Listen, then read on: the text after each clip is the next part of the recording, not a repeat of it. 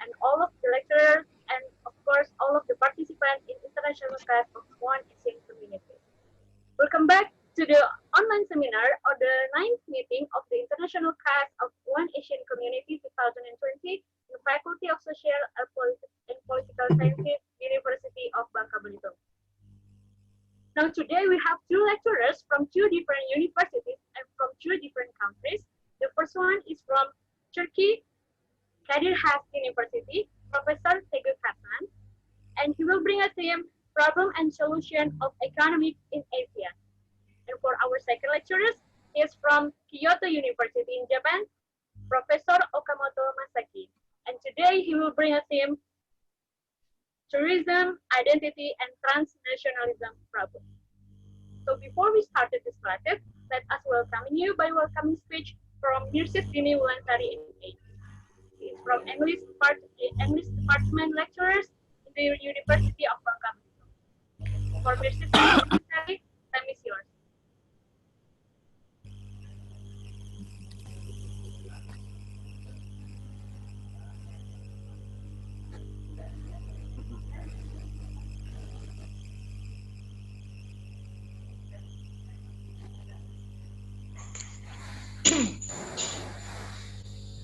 Okay, good afternoon. The Honorable Rector of Bangka Belitung, Dr. Ibrahim, Dean of FISIP UBB Sujatmi MA, Professor Teguh Hasan from Kadir Has University, Turkey, Professor Okamoto Masaki from Kyoto University, Japan, and Moderator Asrul Munazar MA from Bangka Belitung University. Dear committee, students, ladies and gentlemen, first of all, let us pray and praise the patience of God Almighty, because for His blessing and grace, today we can still attend the 9th online seminar, the second class of international cooperation between FISIP UBB and One Asian Foundation. We welcome Prof. Teguh Hasan from Kadir Has University, Turkey, and Professor Okamoto Masaki from Kyoto University, Japan, who will be our keynote speaker at this event and will be moderated by Asrul Munazar MA from Bangka Belitung University. This is the 9th online seminar of the second international class. The second international class will be held during 14 meetings that present competent speakers discussing issues in Asia. This class was attended by as many as 160 participants coming from domestic and international. Last Friday, at our meeting, it was already filled by Novri Susan, P.hD, and Dr. Muhammad Supradja from Gadjah Mada University. Ladies and gentlemen, this time the theme is interesting enough to be discussed, namely Chinese welfare state in Asia. The case of public child care will be presented by Professor Teguh Hasan from Kadir Has University. Welcome, Professor Hasan. According to psychologists from Osnabrück University, Germany, Heidi Keller, there are two different parenting patterns in parents in Asia and the West. Okay, and then next,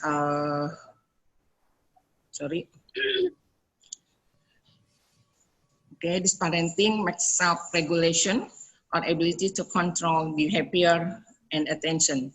Next topic will be presented by Professor Okamoto Masaki from Kyoto University, Japan. The topic is Islam Nusantara Study and Beyond. Selamat datang, Prof. Okamoto. And then, ladies and gentlemen, today we will listen from Professor Teguh Hasan from Kadir Has University, Turkey, and Professor Okamoto Masaki from Kyoto University, Japan. How should our role as parents, society, academic researchers, and young people in building this value?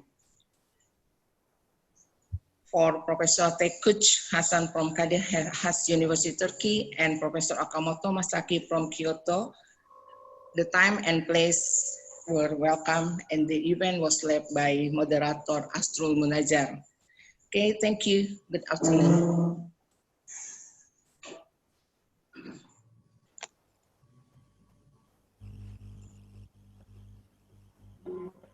Thank you, Ibu Diana, for great presentations, the opening.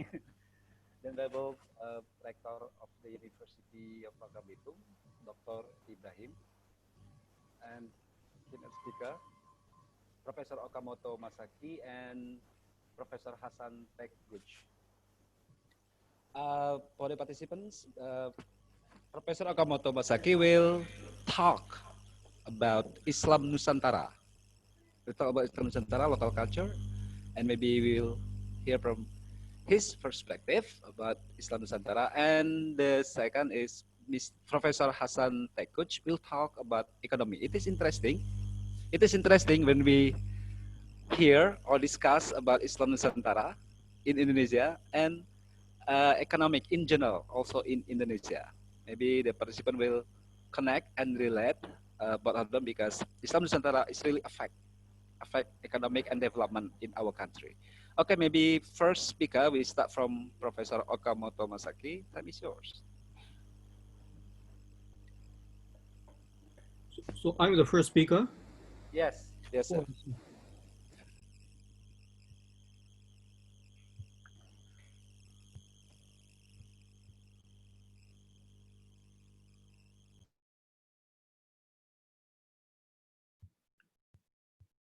Can you see my presentation file or?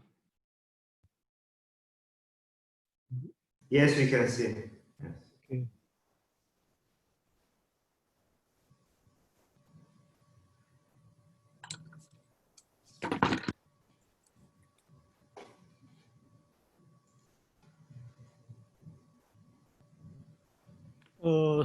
Assalamualaikum warahmatullahi wabarakatuh. So actually, my name is Okamoto from Center for Southeast Asian Studies, Kyoto University, Japan, and my specialization is on the Indonesian politics, especially local politics. That's why I can speak Bahasa, and I was in Indonesia. I have been in Indonesia totally for 7 years or 8 years. You can hear me? Bisa dengar ya? And this is my set of introduction. As I mentioned earlier, mainly working on Indonesian politics, but still also working on the political economy of the oil palm plantation, which is quite clear in Sumatra Island. Maybe Bangka Belitung doesn't have such a huge oil palm plantation, but also anyway, Babel also has the plantation too. And also politics of transgender, politik walia, but this time I don't talk about it. And when I was a PhD candidate, my focus was on the politics at the Banten area. It was a part of the West Java province when I did a PhD study. And in that area, the most powerful guy was from Jawara. All of you know the term Jawara, maybe, or Pendekar, or in Bahasa Jawa, what they call Jago or Gari. I don't know how to call it, this kind of people in Bangka, Bahasa Bangka, or Bahasa Belitung Timur, or Bahasa Belitung. But anyway, these are the guys, and the boss is controlling this area for such a long time since the New Order period to the after the decentralization too. And it's a kind of attraction which is called debus. Maybe you have ever tried debus. Mungkin Pak Ibrahim also has ever tried debus, maybe, I don't know. And they are showing some strange performances, makan lampu pijar atau mau memutus lidah sendiri dan nyambung lagi. Ya pasti tidak benar, tapi ya seperti kayak ilmu gitu, pakai ilmu. Dan lama-lama saya juga studi tentang apa namanya jawara-jawara, jadi mata saya juga jadi seperti orang jawara gitu. Ini sebelah kanan itu saya sendiri, mirip sama kader jawara kan. ini apa risikonya kalau studi tuntan jawara gitu. Jadi saya pusing, lama-lama pusing kan. Jadi saya juga kalau begini saya nggak bisa apa namanya kawin gitu. Jadi bahaya ya. Jadi mau mundur. Ya, tapi apa namanya sudah hobi gitu. Kalau saya ke daerah-daerah pasti ketemu pendekar-pendekar atau jago-jago di daerah. Tapi ya apalagi sekarang studinya pindah. Sebagian sekarang fokusnya pada kelapa sawit. Because the oil palm plantation is expanding quite rapidly in Sumatra and already Kalimantan, Papua, and it is quite closely related to the local politics. That is why this is one of the important topics in considering the politics in Indonesia. And maybe all of you know about the oil palm, kelapa sawit, so I don't explain about this. In Japan, you know, maybe instant cup noodle, or maybe it is sold in Indonesia too, but the taste is usually quite different from the Japanese taste. But anyway, if you look at the ingredients, it is called vegetable oils, but actually most of the oils used for cooking the noodle is palm oil, but they didn't say it because if say it, some environmentalist people are critical of the company. That's why they just say vegetable oil. And one of the significant problems because of this expansion oil palm plantation in Indonesia is haze issue. And 2050, one of the heaviest haze problem took place. But now I heard this morning from my friend in Riau, 2,000 hectares of land was now is burning, and partly because of the I think expansion of oil palm in the peat swamp area. But I don't know whether this kind of haze issue is quite significant in Babel sekarang or tahun lalu. And now actually Pak Ibrahim, I don't know, he is now a rector of Universitas Babel. I have known him for such a long time, and he has ever come to Japan, and I brought him to the ayam goreng ala Japan, sate ayam ala Japan, and he enjoyed very much. Of course, he didn't drink any alcohol. Yeah, I promise. In Japan, if you go out for eating for the dinner, usually we drink Japanese sake or alcohol, other alcohols, but he didn't drink. Oh, he's a very pious guy. But anyway, I had a plan to go to Bangka Belitung in March to make a sign of MOU with Pak Ibrahim, but because of this Corona issue, I cannot. Even now, I cannot.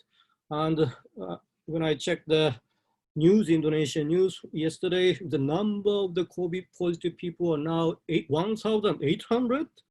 So now it keeps increasing. Yeah. And even in Japan now, the second wave is coming.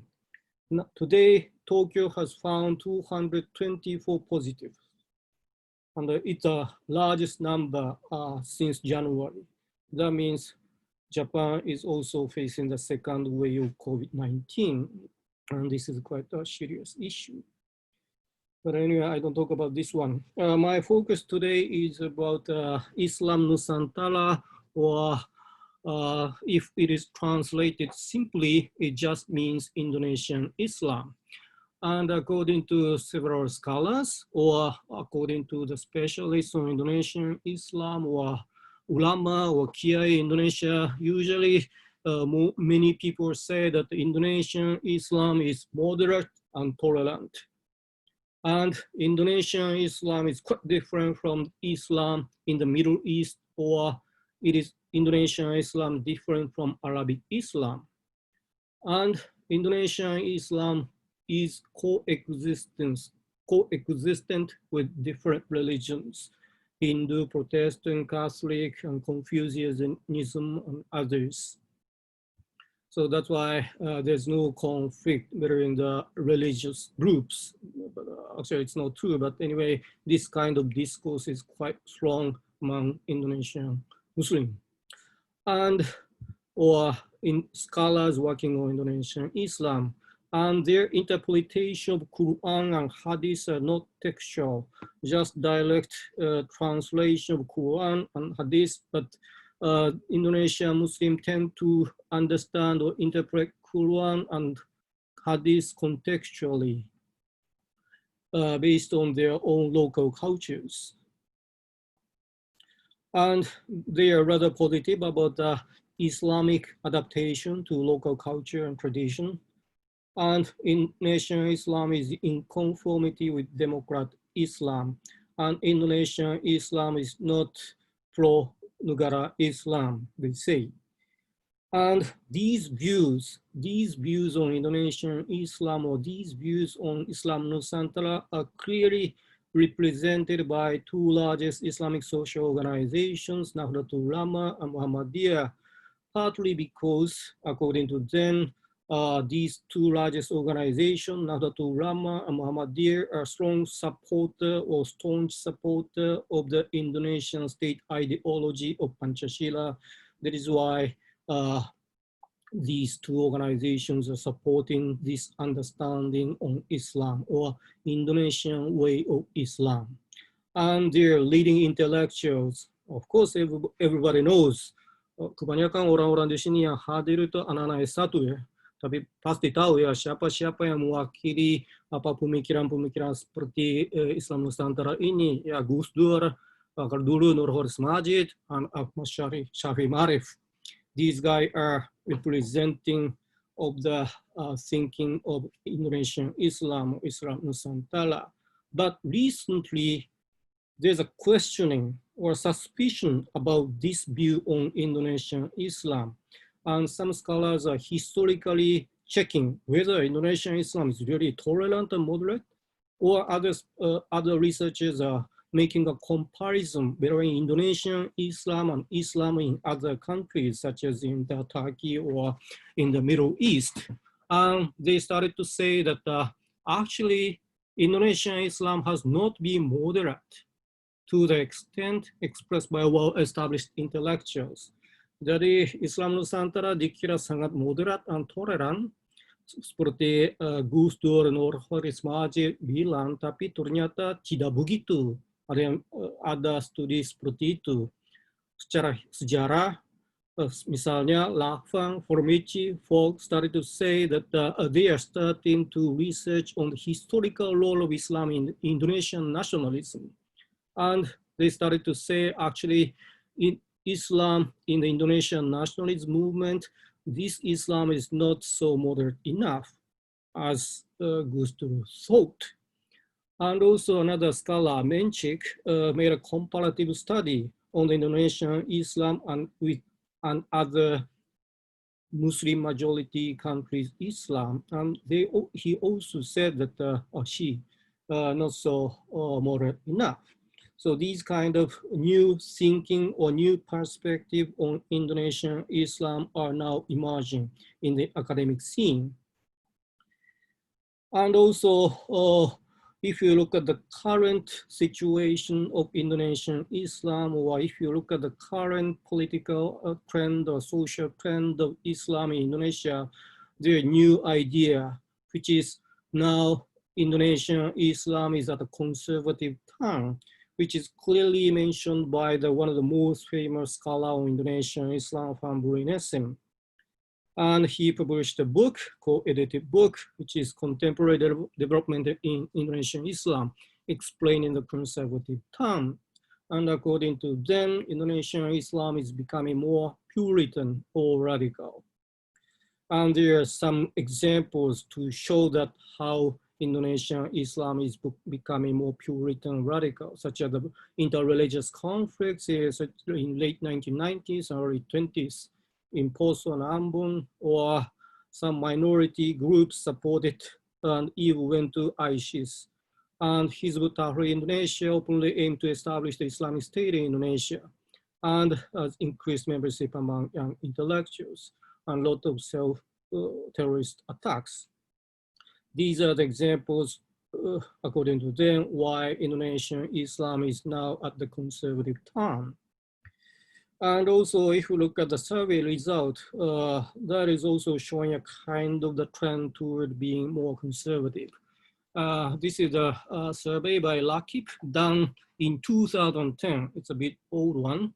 It is done for 1,000 junior high school and high school students, anak-anak SMP and SMA, and guru-guru SMP and SMA in Jakarta. And it was surprising, actually. Kira-kira 52,3% violence is okay for religious solidarity, they said. And 14% of them said bomb attack is okay. And 23% of them answered Panchashila is not relevant. And 85% agreed with the implementation of Sharia law. So this is one of the survey results. And the second one is done in 2015. And whether are you favorable for ISIS or not? And 4% of the total population of Indonesia said we are favorable for ISIS. But 4% is small in percentage, but actually if you look at the number, Indonesian population is around 260 million. That is why 4% mean more than 10 million people. So that's why this is proving that the Indonesian Islam is becoming more conservative, one of the idea. And this is the latest one done in 2018 in 12 major cities for 1,400 millennials. And around 20% of them supported Khilafah. So these are the some kind of examples. And also there are now interesting way to becoming more pious, such as Felix Shaw making very funny books, but saying that pacaran tidak, nikah saja, yes gitu. Ada ide seperti itu. Dan Rasulullah sarankan untuk naik kuda, Anda pakai panah. Gara-gara itu sekarang naik kuda, Anda panah jadi populer. Khususnya di sekitaran Jakarta, apakah betul atau tidak, tapi katanya lumayan banyak orang yang meminati. Dan salah satu contoh di mana kelihatan kekuatan Islam konservatif menonjol, itu pada Pilkada DKI Jakarta, di mana orang Belitung Timur, Kang Ahok yang mencalonkan diri sebagai gubernur, gubernur lagi gitu, ini sebagai incumbent, dan ternyata kalah karena kekuatan Anies yang sebagian, tidak semua, sebagian didukung oleh kekuatan Islam konservatif.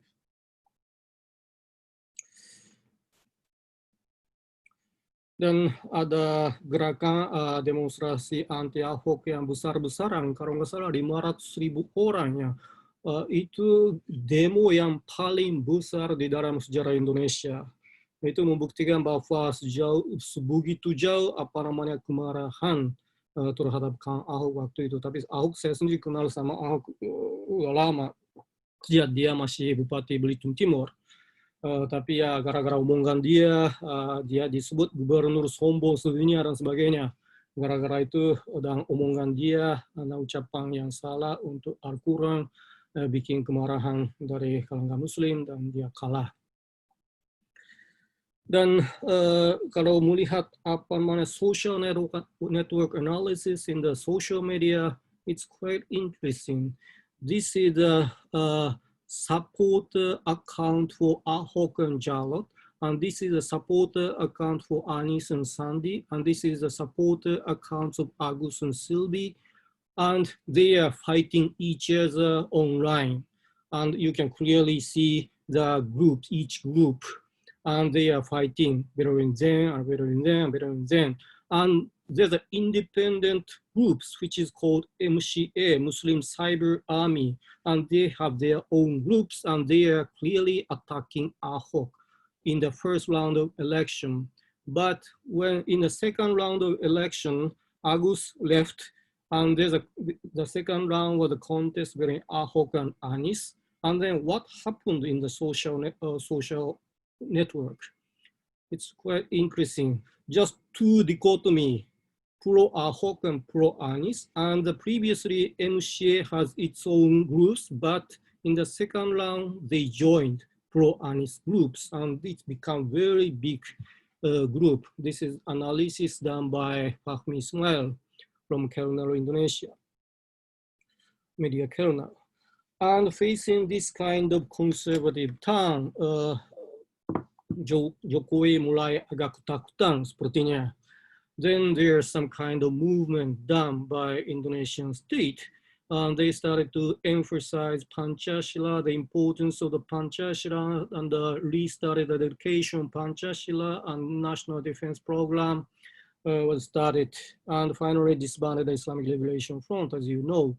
And two largest Islamist organizations started to emphasize again on the Islam peculiar to Indonesia, or Indonesian Islam, which is different from the conservative Islam. And Jokowi also said that Islam Nusantara sedang mengakar di jiwa Muslim Indonesia. And Jokowi started to promote this idea of Islam Nusantara diplomatically in the global scene, and saying that Indonesian Islam is a moderate and tolerant Islam. And two largest organizations created new terminology. It's actually old version of their own ideas. For example, NU started to create new word. It's old one, but always re-energize the concept of Indonesian Islam, which means Islam Nusantara. And Muhammadiyah started to say Islam berkemajuan as their own motto. And these are the themes of the National Convention held in 2015 by both organizations. And my focus is today just on the Islam Nusantara itself. And according to the NU guys, what is the Islam Nusantara? Islam Nusantara is an Islam which is tolerant toward local culture and tradition. And Islam Nusantara is open to local culture and tradition. Islam Nusantara is adapted to the local culture and tradition. And the blending of Islamic teaching and understanding with the Indonesian local culture and wisdom. And of course, this idea partly came from the most famous Islamic intellectual, Gus Dur, when he wrote a paper, Pribumi Islam. Maybe some of you have already read this paper. You can have access freely on this article. And he said, the society as a whole needs to indigenize Islam. We need to make efforts to create a religious society while re-strengthening the core of our own culture. So he is emphasizing importance of the acculturation of Islam, or Islam adapted to local culture and wisdom. So emphasis of the Islam Nusantara are these ones: local culture and tradition, more contextual approach with ijtihad, and that is why rather tolerant to other religions and unorthodox sects. And finally, Nahdlatul Ulama created a new program at NU's Higher Institute of Islam, STAINU, Sekolah Tinggi Agama Islam Nahdlatul Ulama di Jakarta. The title of the program is Program Studi Sejarah Peradaban Islam Konsentrasi Islam Nusantara. And the core concept of the program is tolerance, moderateness, balance, and fairness. Actually, it is quite following the idea of Aswaja al-Sunnah wal-Jum'ah. And Muktamar NU in 2015, the theme is establishing Nusantara Islam for the peace of Indonesia and the world. So Nusantara Islam is an Islamic concept of NU members, and NU could make clear its rather standpoint as an agent for benevolent Islam in Indonesia and also in the world. So Nahdlatul Ulama is now trying to promote this idea of Islam Nusantara, not only in Indonesia, but in the world. And actually many works on the topic of Islam Nusantara. But my focus is today is final section. This Islam Nusantara program developed at Stainu. Actually, this was just a master course, program S2, but in 2018, 2 years ago, it has a development from just a master program to the full faculty, starting from the undergraduate to the PhD program. So now Nahdlatul Ulama University is developing this faculty. Not on, it's already not, Steiner was merged with the Nahdlatul Ulama University, and Nahdlatul Ulama University is developing this Islam Nusantara program. And for example, Ketua NU Sairaki said, the graduates of the program are expected to fulfill 2 qualifications, academic and sociologically relevant. And they are expected to promote the idea of Islam Nusantara to the people in Indonesia and in the world. So the graduates of the program should have both Islamic identity and nationalism, Sairaki said. So the question is, who wrote the thesis in the program? I checked 107 theses out of 111, mainly just abstracts, which were written in 2015 to 2019. And gender composition, most of them majority are male, laki-laki, kebanyakan laki-laki. Itu juga kurang bagus sebenarnya, harus seimbang ya sebenarnya. Dan umurnya rata-rata 33,2 tahun yang ikut S2. Berarti program Nusantara, Islam Nusantara is producing a younger generation who is prepared to promote this idea of Islam Nusantara to the Indonesian people. That's a good thing. But sayangnya, berapa orang dari Sumatera? Dari 1111, cuma 7. Dan 0 dari Babel. Ya mungkin kebanyakan orang Babel tidak perlu ke Jakarta ya, tidak perlu ke Stainu atau Universitas Nahdlatul Ulama, cukup di Universitas Bangka Belitung kali ya. Jadi moga-moga banyak studi tentang Islam Nusantara di Universitas Bangka Belitung juga, mungkin ada kali ya, saya belum tahu. Dan kebanyakan mahasiswa kelahiran Jakarta atau Jawa, hampir 85% itu dari Jawa. Nah, apalagi basis NU kan ada di Jawa Timur dan Jawa Tengah, jadi hampir separuhnya dari Jawa Timur dan Jawa Tengah, itu masuk akal. Dan mereka studi di mana? Kan ini masalahnya apa Islam di Islam yang di daerah-daerah. Tapi ternyata fokusnya 96 dari 107 tesis itu mereka pilih satu area. Dan mereka analisis tentang pemikiran kiai atau apa namanya behavior perilaku kiai atau perkembangan pesantren dan bagaimana proses islamisasi di satu tempat atau bagaimana adaptasi Islam pada budaya lokal di satu wilayah. Itu boleh cocok sebagai program Islam Nusantara. Tapi 70 dari 96 mahasiswa yang studi tentang satu wilayah, mereka pilih provinsi kelahiran sebagai wilayah studi. Dan cuma 26 saja pilih daerah penelitian yang lain daripada provinsi kelahiran. Dan apa yang mereka analisis, kira-kira separuh, 40%, itu hubungan harmonis antara Islam dan budaya lokal. Budaya lokal artinya apa namanya adat atau apa namanya wisdom. Dan 9 studi tentang proses islamisasi di tingkat lokal. Dan 17 dari 107 adalah studi tentang pemikiran sufi ulama atau perkembangan sekolah sufi atau aliran sufi seperti Qadiriyah Nasabandia, Syadziliyah, Naqshbandiyah. And 16 lagi pemikiran Islam dan sastra Islam.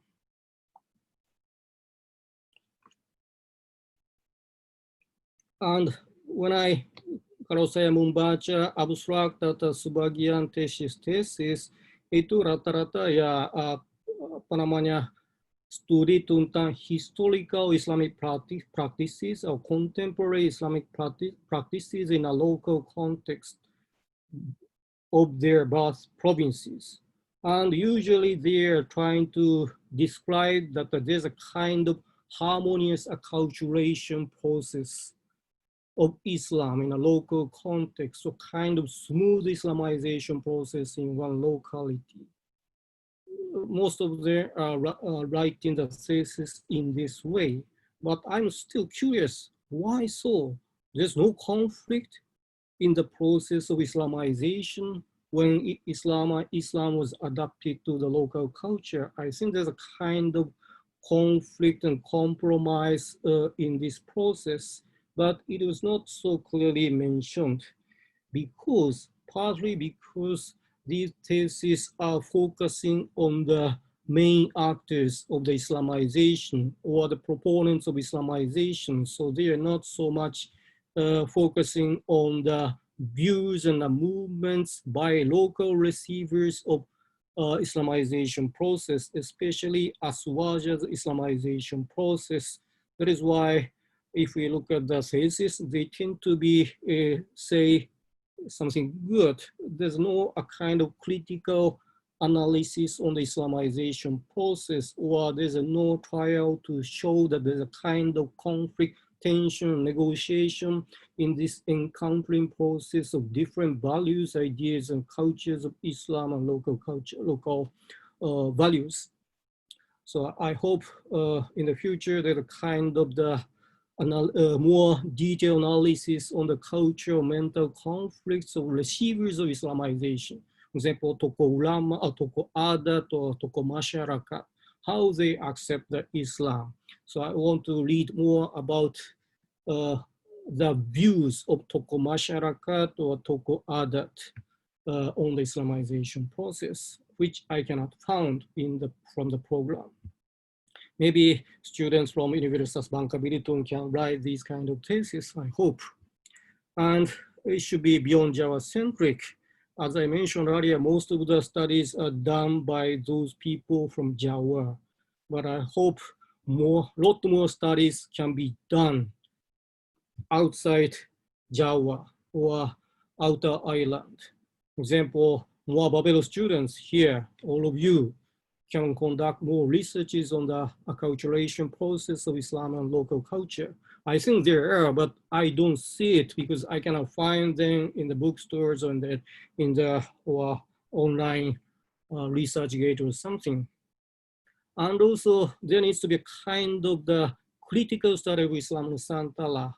If we follow the thesis of Islam Nusantara program, they tend to be nice to the concept of Islam Nusantara and the development of Islam Nusantara, but actually they can be more critical, especially because the current President Jokowi is promoting Islam Nusantara as an Indonesian way of Islam, which is tolerant and moderate. But actually, what kind of policies are conducted by the current Jokowi president?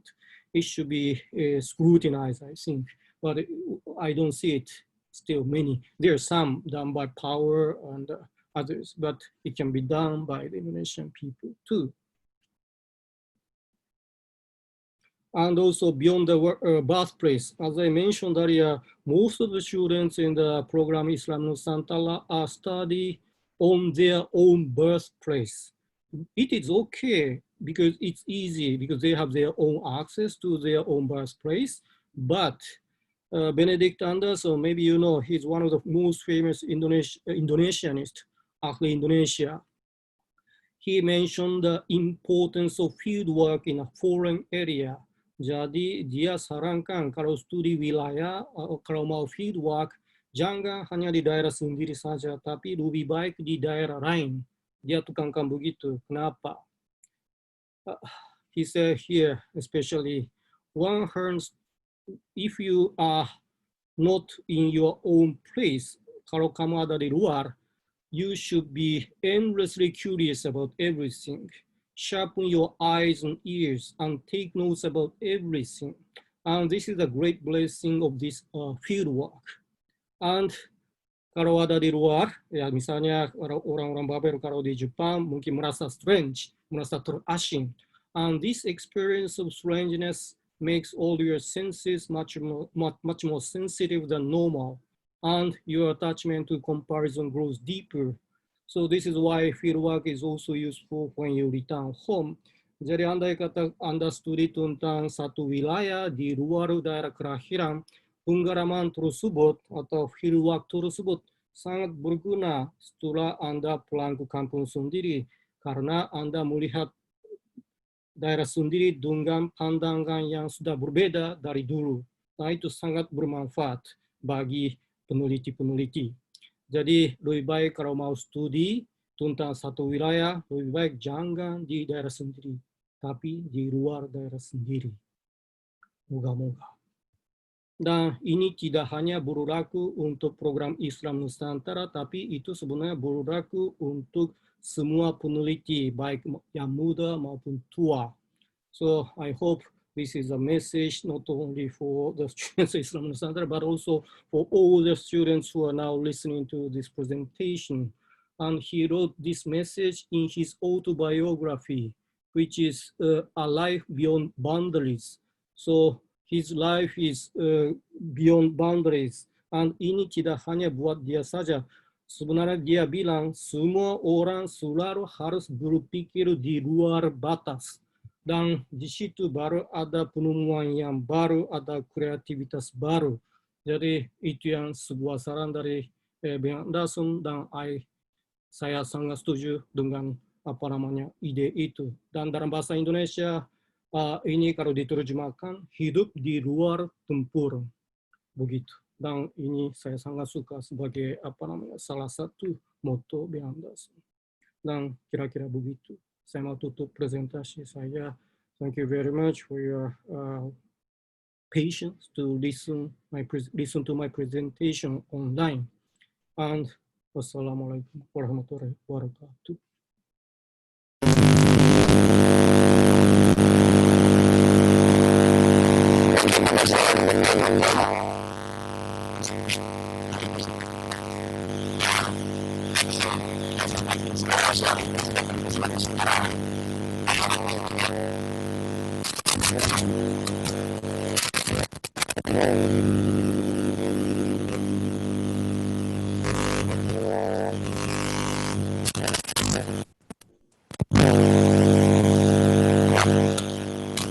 Sekarang.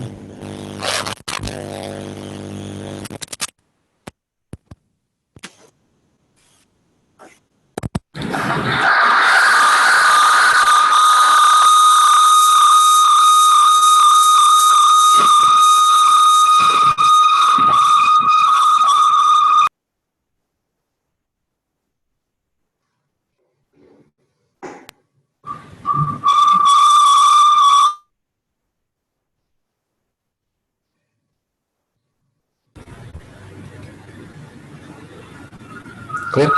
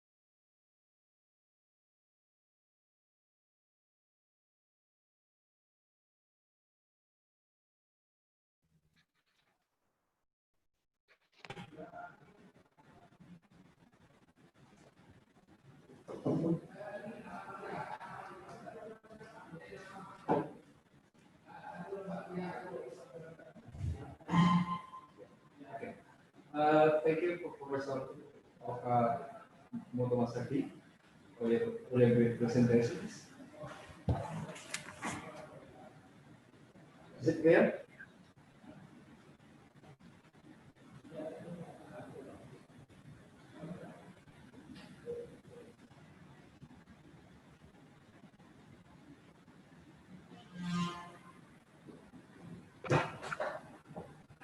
Yeah. Okay.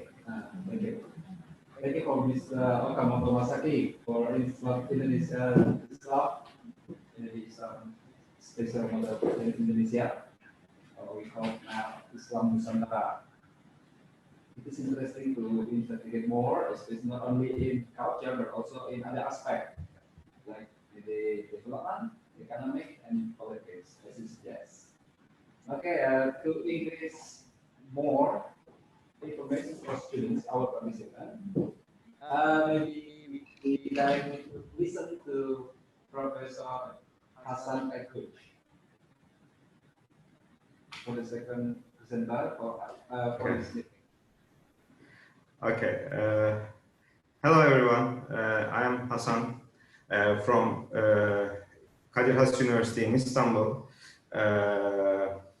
Thank you for inviting me, and this is a great opportunity for me. I would really like to visit Indonesia and especially Bangka, but sometime later, hopefully.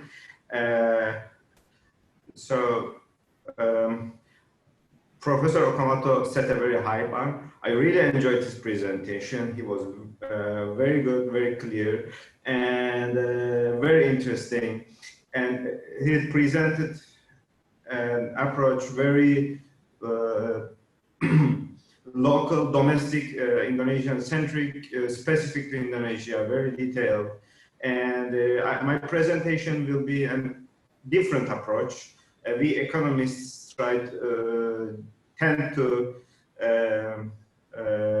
generalize and simplify everything, and instead of nice pictures, you will see graphs, things like that. So, as I said, Professor Okamoto already set a very high bar. I hope I can at least raise your interest. I'm going to do the same thing. I'm going to share my presentation with you. So, let's see if you can see. Can you see my presentation, my screen? Yes, no, can you see my screen? Yes, yes, okay, is it okay? Okay, okay. So when Professor Ibrahim asked me to give this presentation, what I did is economics problems and solutions in Asia.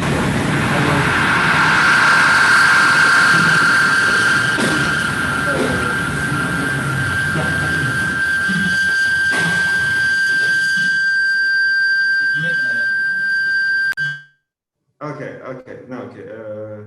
Okay. Well, I was thinking of what is the big, if you think of Asia in general, what are the big strengths and then the problems? So, and when I did this, what comes to my mind from an economist's perspective is, for Asia, it's the economic growth, very fast economic growth, fastest in human history, last 40 years. Primarily in China, but not only in China, in Vietnam, in Indonesia, the economy grows very fast. Okay, so this is the big, largest in human history, as I said. And what it led to this economic growth is lots of new jobs, and jobs means more income from labor, your work, which means resulted in a big reduction in poverty in Asia. And when I think about the weakness, at least not currently, but also going to the future, is that what happens if people cannot work? What happens to their poverty? What happens to their incomes cannot work? And the answer, the classical answer, is they have to rely on family. Okay, and in Asian countries in general, everywhere from all the way from Turkey to Japan, relative to Europe, there's very little support from the state. Okay, and let's think about when people cannot work.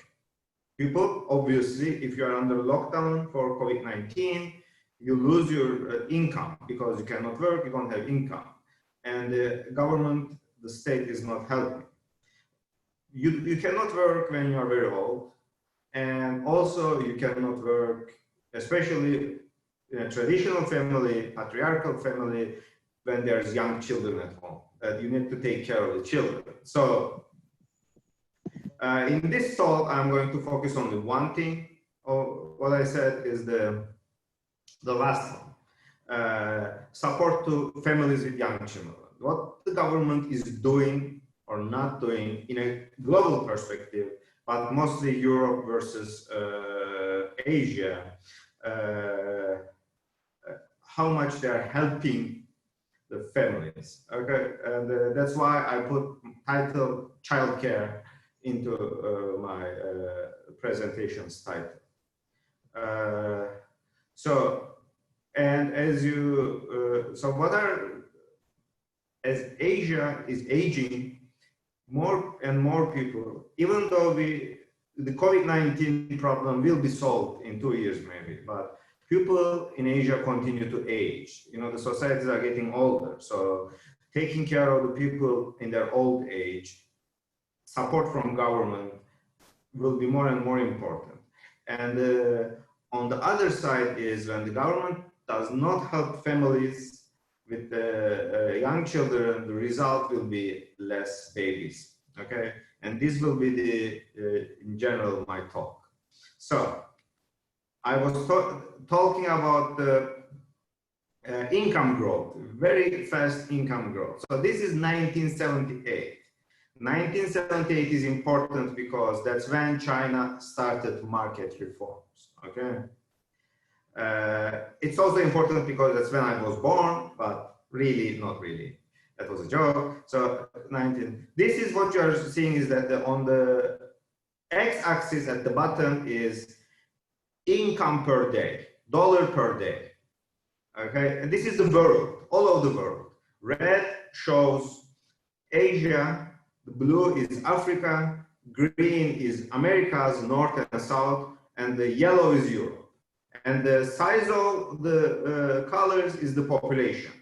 And I also highlighted two countries, distribution, Indonesia and also Turkey. In 1978, what you see is that Indonesian people are mostly between $1 and $5, okay? A day, one day, $1 a day or to $5 a day, most of Indonesians. By the way, x-axis is in logarithmic scale. I am sure you are familiar with the logarithmic scale from the COVID-19 graphs, okay? When the numbers are very far away from each other, logarithmic graph is more useful, easier to read. So in 1978, most of the Indonesians are earning between $1 and $5. And as you see, this is extreme poverty defined by World Bank, $1.95 or less per day, you are extremely poor. Mostly, it means you don't even have enough to eat. And as you see, most of the red and blue, Asia and Africa are poor, very poor, extremely poor. 1978, 20 years later. What you see is that the graphs became bigger. So the population is increasing. And remember, most of the Indonesia was between $1 and $5 in 1978. In 1998, as you see, most of the Indonesia is around between $5 to $10. Very good growth, okay? And Turkey, you can see it is also increasing, but not as fast as Indonesia. And China is growing very fast. The top part shows the population. China and India is at the top two of the graph. You can tell it from their population. Today, the most recent available data. You see the graph. Asia used to be a poor continent. Most of the poor people in the world used to live in Asia. Not anymore. Asia is like the middle of the world distribution. most of the Asians are between, as you can see, $5 to $20 a day. Okay, Indonesia is a little bit better than the average of Asia, and definitely better than the average of the world. And if you compare 40 years, Asia used to be very different from Europe, very far away from European averages and Americans, and separately very poor continent. And now it's not very poor anymore, middle income, okay? And this is achieved despite increasing population. So it's not like, it's both the population is increasing and the income per capita increasing. So the size of the economy is growing actually more than the income growth, okay? Okay, so economic growth, Asian performance, very good performance, best in the human history, last 40 years, no comparison, okay? But there is some weaknesses. So what is, in my opinion, the weakness is the welfare state, okay? And what we mean by welfare state is there are basically three kinds of functions. Healthcare. Is the government spending on healthcare? If you are sick, do you have to pay for your own treatment, or you can go to hospital, public hospital, and get services? The other one is social services, including childcare, public social services, and finally, social assistance, people who cannot work. Okay. So, COVID-19 is like an experiment, a short-term experiment. It shows you what happens when there is no labor income. And unlike Europe, Asia is suffering more now. Okay, and what I'm going to do is, in this rest of the talk, I'm going to only focus on one thing, public childcare. So before starting that, let me show you what I mean by the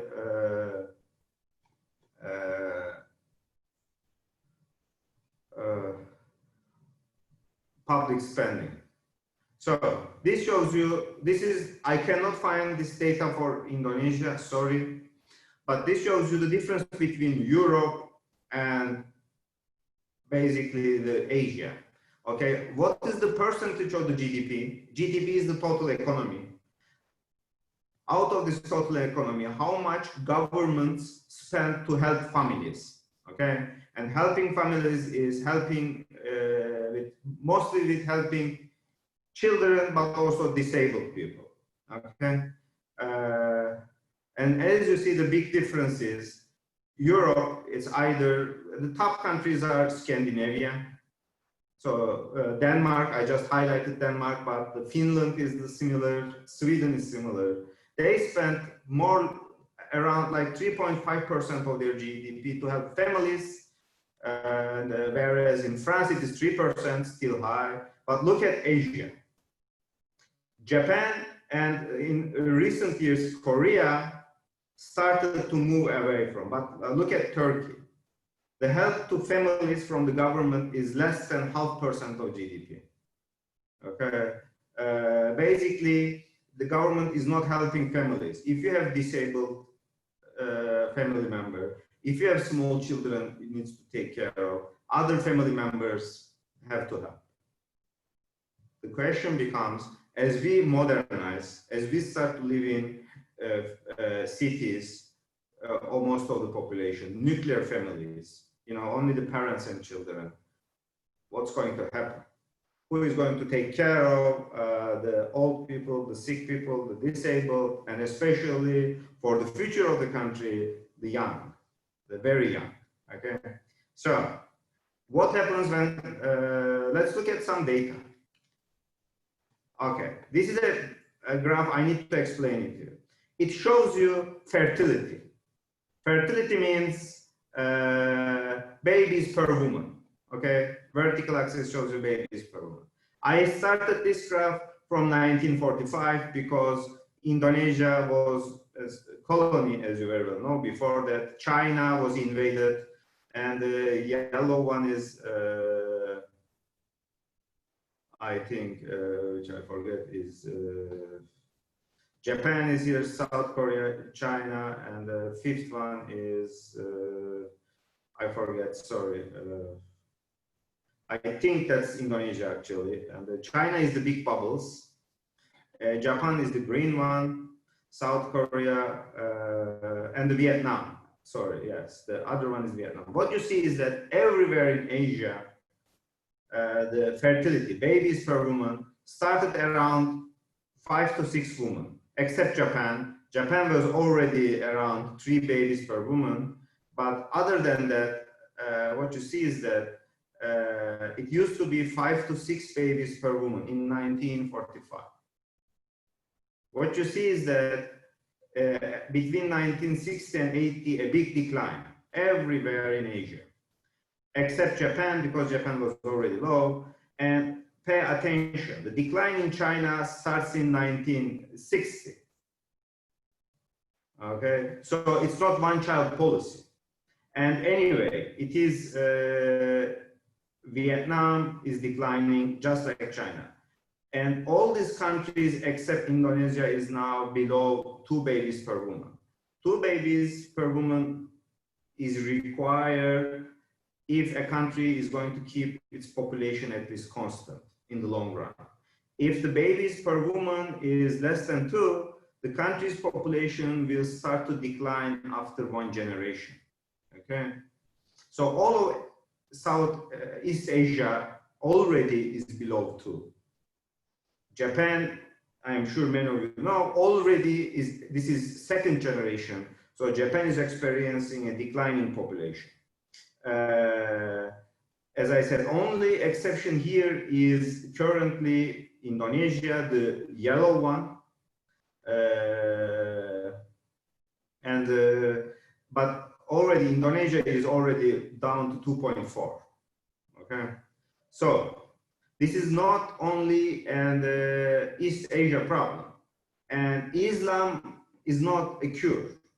Okay, I'm showing here you some Islamic countries all over Asia. This red one is Iran. Iran is already below 2 babies per woman. This big yellow is Indonesia. As I said, it's down from 5 to 2.5. And the blue is Bangladesh, or it's Turkey, sorry, the blue is Turkey. And then you have here this very quick decline. The 2nd yellow is Bangladesh and Indonesia. So Turkey is 2, Bangladesh is around 2, Iran is already below, is around 1.5 babies per woman. So Islam doesn't mean that families will be higher. Everywhere in the world you go, you see the same thing. So why the fertility is declining? With modernization, decline to 2 babies per woman is inevitable. What are the reasons? Increase in female education. You know, in Islamic countries, there are very unlikely that you have babies before marriage, and very unlikely that women will get married before the end of the school. So more school, later marriages, less time to have big families. This is and also education means woman now wants to work wage labor. Wage labor means you don't work at home, you don't work at your farm, you have to go to an office, you have to go to a factory, which means if you don't have somebody taking care of children, you have to choose either work or have a baby. You cannot have both, okay? And in many parts of the world, people are choosing less babies. A second reason is increasing urbanization. You know, urbanization makes it very hard to work and take care of children at the same time. If you work in a farm, if you work in agriculture, you can take the children with you to the farm. But that's also disappears with modernization. And the third reason is,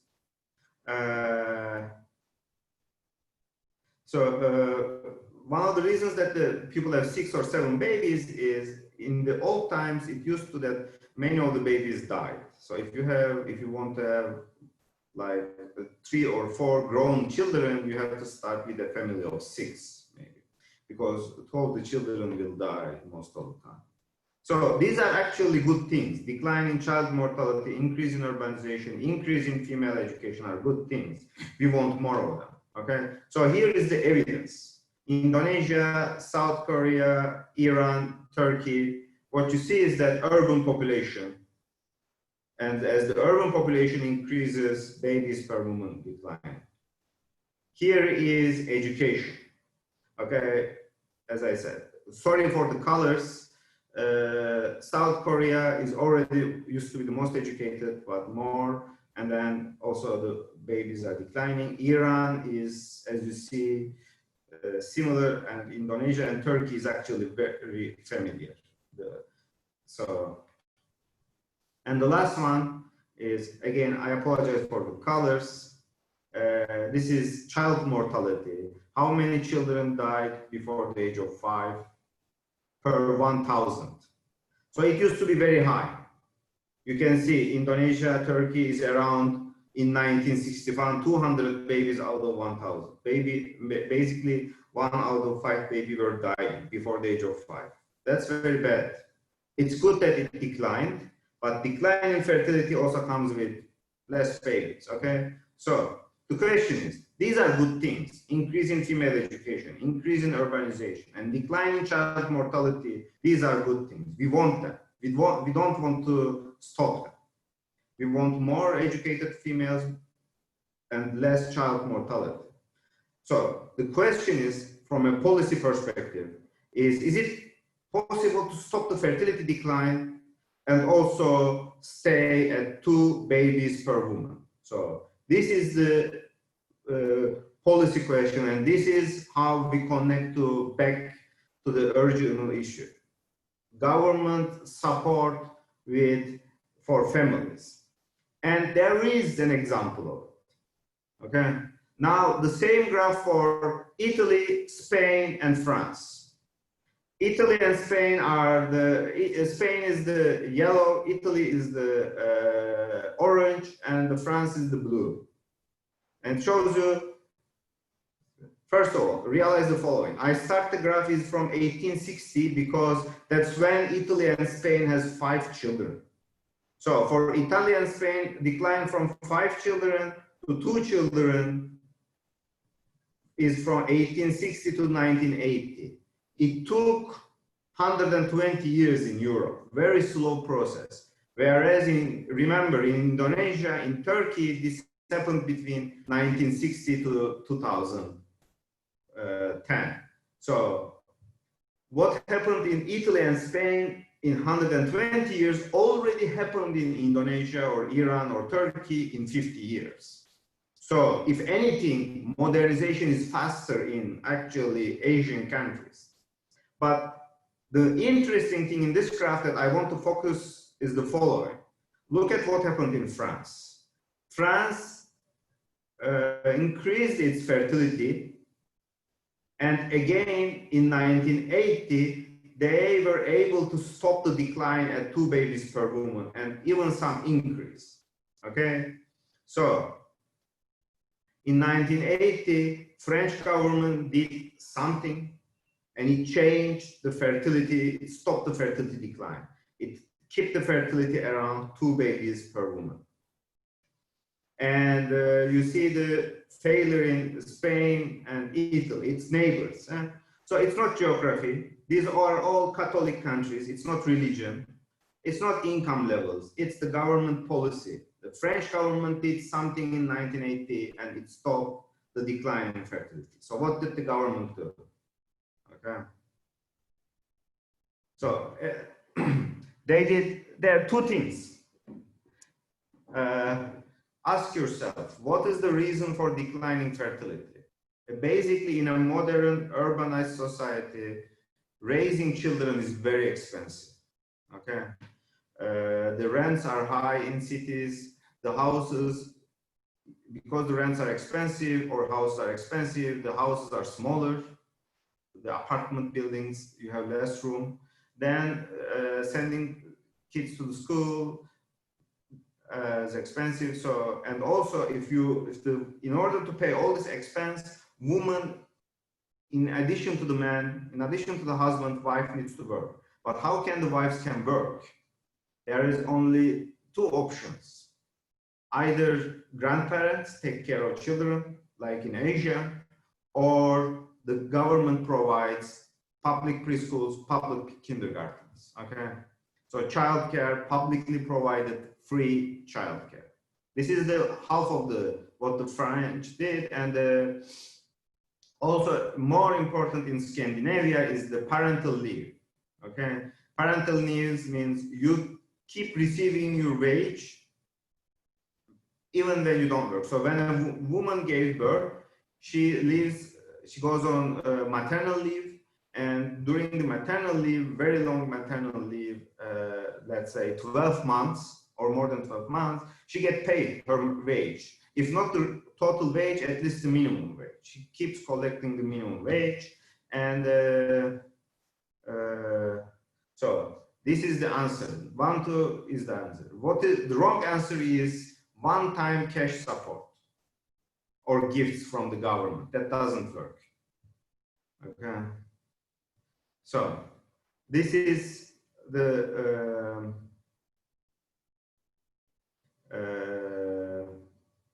really what works. So again,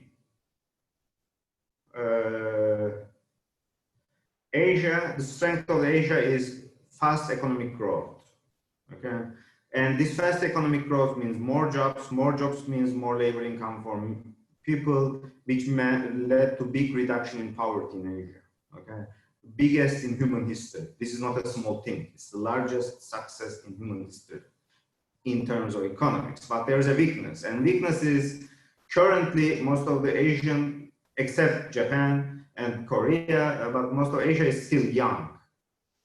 But what happens when the societies start to get old and modernize? And what is happening is people have to sacrifice the number of children.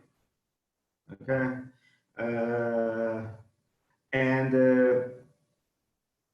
we also have, as you can see here, the academic evidence. You don't need to read it, all of it, but for Indonesia, I listed you 3 different studies. For Turkey, 1. Public childcare is good policy even for economics. It helps women to stay in the labor force, which means more people are working and the bigger economy. And if the woman, when women gave birth, most of the time, they stop working at least 2 to 4 years in Indonesia. Depending on whether they have grandparents helping. And unlike most of the stereotypes, even in Indonesia, 2/3 of the households do not have a grandparent to help them for the childcare, which means that the woman has to stop working at least on average 4 years. And in Indonesian families with grandparental help, they still cannot work for 2 years. And these are very long for European standards. And then you can read the rest. But my point is, as the Asian society gets older and older, the grandparents will not be able to help with childcare anyway. So there is, in Asia, all over Asia, a need for more preschools and kindergartens, in general, public childcare. And at least in Turkey, this is also good politics. So good policy and also good politics. People are demanding more childcare. So I don't know how many of you know President Erdogan. He's famous outside Turkey too, but his party lost the mayoralty in Istanbul first time after 25 years. President Erdogan in Turkey became famous for the first time when he became the mayor of Istanbul. Then from mayor of Istanbul, he became the president. And his party after 25 years, in 2019, last year, lost the mayor, office of mayor in Istanbul. And the opposition, the winner was Ekrem İmamoğlu, and he actually campaigned for promising nurseries for women. Okay, I have a video here, not from his election campaign. This is from a foundation in Turkey. I'm going to click and see if I can share this video with you. I don't know if it's going to work. Let us try. Okay. So I think I also need to share my screen with you. Okay, how I do this?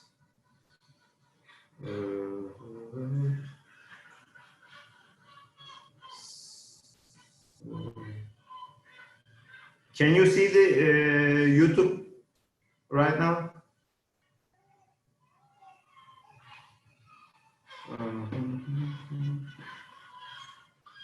Stop the share. Sorry, I will do this this way. So I will share screen and go to YouTube, share, and it's in Turkish, but it's very short, so bear with me. She's talking about how she wants to work, but she cannot have a place for childcare.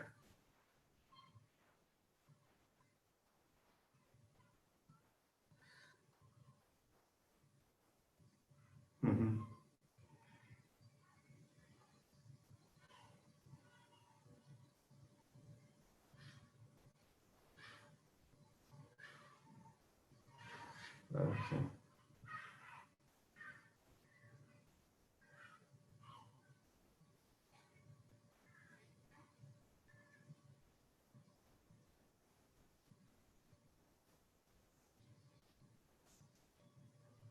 So, sorry, okay, thank you.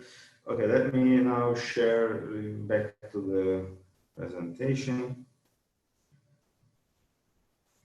Okay, so this is Women Foundation. They are advocating for women's cooperatives opening nurseries. So there is actually a demand for childcare from the bottom up, you know, and smart politicians realize this and they are incorporated it into the campaign. So it's good policy and also good politics. Okay, good for your re-election chances, at least in Turkey. I don't know the local conditions in Indonesia. Okay, there's okay, and finally,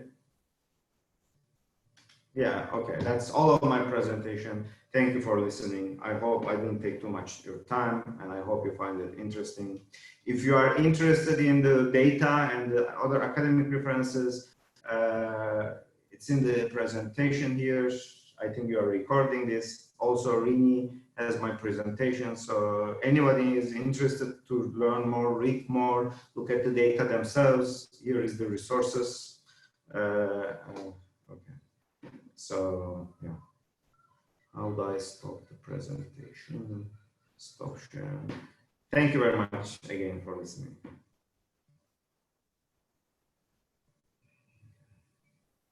Thank you, Professor Hasan Teguc, for presentations about economic, especially maybe in economic development. Okay, now we go up next. The questions, answer and questions.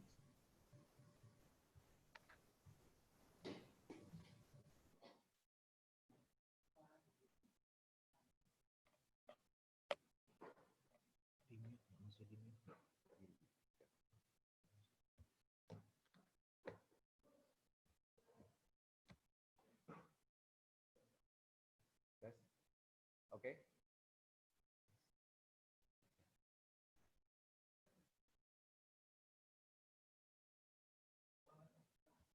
Okay.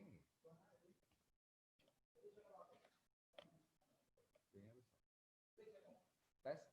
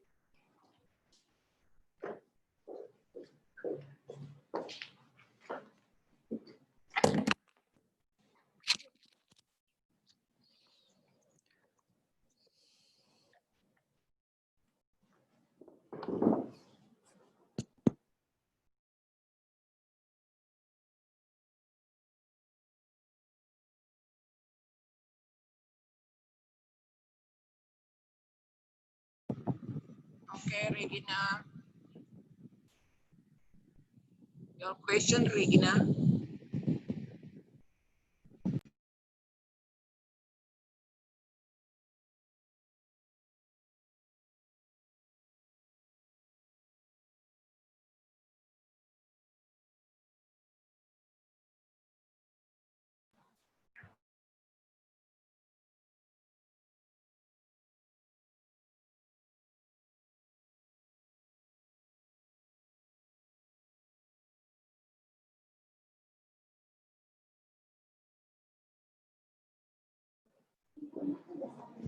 Is it clear now?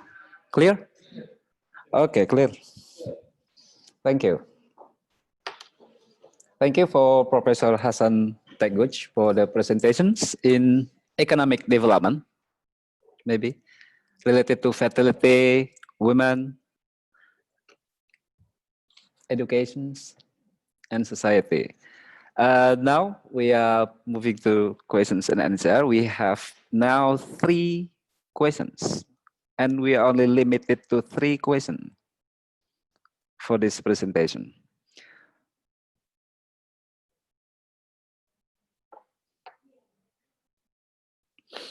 Okay, first questions from Megian Dana Winata. This questions for Mr. Okay, for Mr. Sakamoto from Japan, asking about Islam Nusantara. Megian Dana Winata asking about your opinion about Khilafah.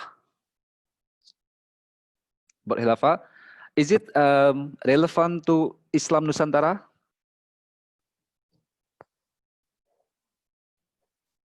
It's a now I answer. Okay, now you may answer directly, sir. Yeah, actually, the concept is Islam Nusantara itself is not so much accepted among the people in Sumatra, I heard. So actually, this is quite strongly accepted among the Javanese. So the idea of Islam is seemingly different better in the localities in Indonesia. That's why actually, if we want to talk about Islam, Indonesia Islam as a whole, actually we need to discuss more about what is going on actually at each locality, including Babel, Biau, and Jawa Timur, Surabaya, or other places.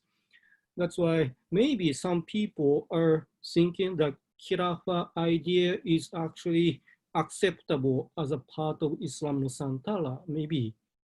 So that's why it's up to the regions, and we have not discussed intensely about the differences of ideas of Islam Nusantara, Indonesian Islam in different parts. That's why it's quite important to have a discussion. Maybe some people will say that Indonesian Islam is accepting the Khilafah too, but it should be discussed. But in this current idea of Islam Nusantara is clearly rejecting the idea of Khilafah because it is strongly developed by the Nahdlatul Ulama. That's all. Thank you. Oh, okay, thank you. Thank you, sir. Second questions also addressed to Professor Oka from Muhammad Raikan, our participant. Muhammad Raikan asks about your view or your perspective or your opinion about contradictions of Islam in the archipelago are not in line with local culture. Is it triggers the reflections of change Islam identity itself, sir? What do you say? I cannot hear well. Okay. Second question from Muhammad Raikan. Yeah. Okay, our participant Muhammad Raikan asking about your view the contradictions of Islam in the archipelago are not in line with the local culture. So that the consequence is it is triggered reflections on change Islam identity itself. And what do you think? Oh, thank you very much for difficult questions. Actually, I don't see any contradictions, and many people think that way. And local culture itself is quite dynamic, and it is also transforming in the age of the urbanization and economic development, as the professor mentioned in the second presentation. That is why there's a kind of the accommodation of Islam to the transforming local or tradition and culture. There's always a trial, but in that process, of course, there's a conflict, a kind of clash of civilizations or clash of cultures. So the question is how to weaken or decrease the extent of this clash, not going to become violent, and which is quite important. It should be done by the universities and university students in the process. They should be active players in this accommodation process. I think that's all. That's all. Okay. Our presentation today is very great. So we have a lot of questions. This question for Professor Hasan Teguh from our students, Karyati, as a participant of today. Question for Professor Hasan. Our participant asking about education is a basic of human right. So Karyati asks you, what do you think about the phenomenon of structural poverty, which is sometimes forced to children and women cannot have chance to have educations in their life?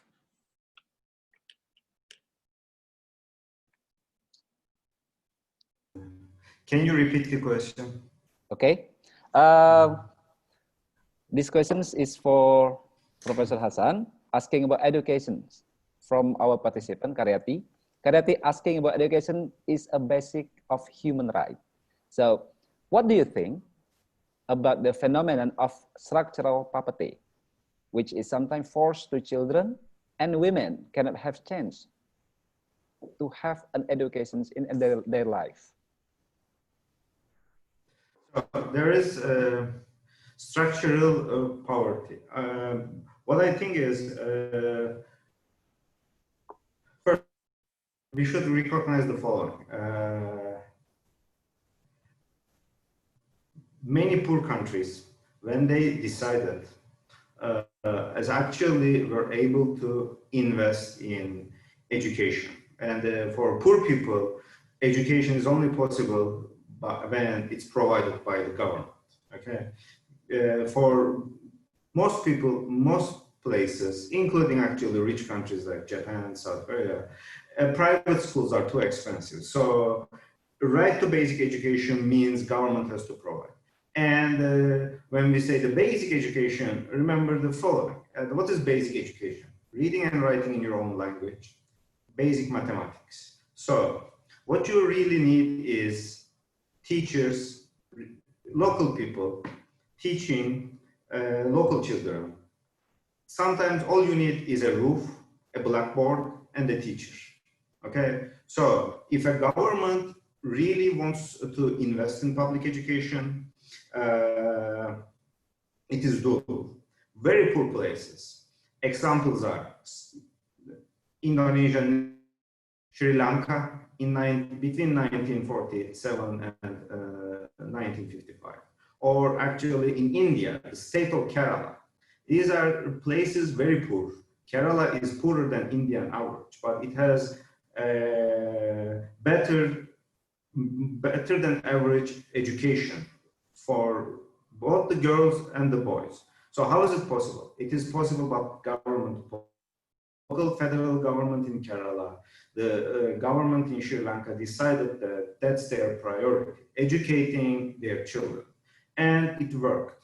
In the case of Indonesia, if I'm not wrong, the 1960s, the school building campaign after the oil exports nationalized, is actually increased education levels of the generation. So even in poor countries, when the government prioritizes education, it is possible. So when you have very poor places, when people are poor, the priority is always to educate the boys, okay? And if the government is not helping, if it is families, they are going to prioritize the boys, because the boys are more likely to earn high wages in labor market. So if you want the girls to have education, it has to be provided by governments. The government does not need to be rich. Poor countries in very poor times, in 1947, Sri Lanka, this is right after decolonization, was able to do it. So if the priority is there, it is possible. And at least in the Middle East, the problem is for a very long time, until 2000s, that wasn't the case. So especially in Turkey. I don't know more details about Indonesia, but and South Asia, but so it is doable. Even in very poor places, education can be provided, and certain countries did provide it while they were extremely poor. So that's my answer. I hope it helps. Thank you, Professor Hasan. Thank you. Next questions for Professor Sakamoto. Also asking about Islam Nusantara from Muhammad Oka. This is such a long questions, but I must to make it short. His questions based on the point of view of the society as Indonesia, like us, Indonesia. The tragedy of bomb attacks in Surabaya by bomber dressed like pious Muslim make the movement in conservative Islam, like supported the Faiz Islam nowadays, just make more aware of that incident. And also it is impact as other people, maybe trauma.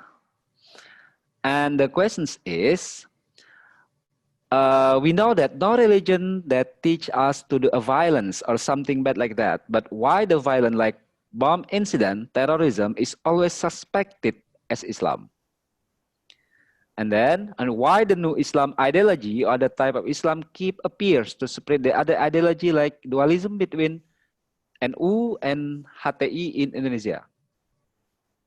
Because at the end, the chaos most likely appear because of the different stance of each other and make the people hard to believe in which Islam they could stand as the same brotherhood in the name of Islam.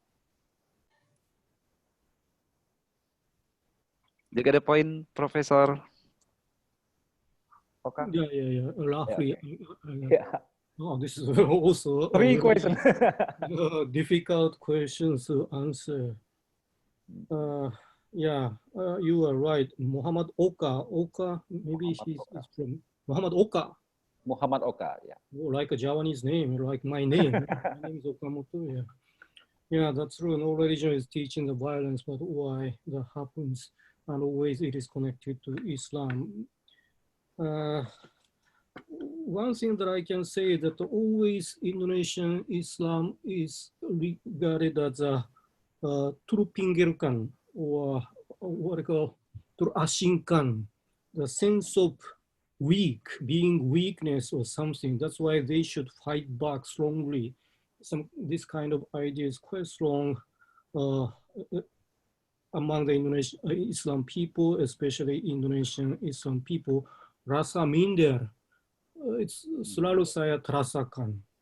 Dan gara-gara itu harus ada cara yang lain untuk mengubah rasa minder ini. Dan saya rasa caranya kekerasan. Nah, itu dianggap benar oleh sebagian kelompok. Tapi sebenarnya kenapa harus ada rasa minder gitu? Ya, secara ekonomi kalau di Indonesia sering dikatakan dikuasai oleh keturunan Tionghoa dan sebagainya. Tapi sekarang ada middle class Muslim juga sekarang sangat menonjol, dan dari segi persentase jauh lebih banyak daripada kelompok agama yang lain. Jadi harus diubah pola pikir orang Muslim sendiri di Indonesia gitu. Dan mungkin lebih bisa bangga diri tentang perkembangan sekarang seperti Pak Hasan presentasikan. Sekarang banyak kelas middle class muncul dan sekarang yang datang ke Jepang banyak sekali. Tahun lalu 340.000 orang yang datang ke Jepang dan hampir semuanya Muslim. Jadi sekarang mungkin pada saatnya bagi menurut saya untuk memikirkan Islam yang lebih konstruktif. Dan sebenarnya ini bisa, tapi masih tetap saja ada rasa minder gitu. Itu yang harus diubah. Dan sekarang ada perubahan persepsi juga, dan itu bisa dikembangkan saya kira. Sorry pakai bahasa Indonesia akhirnya ya. Kalau masalah ini lebih gampang kalau pakai bahasa Indonesia. Okay. Thank you, Professor Oka.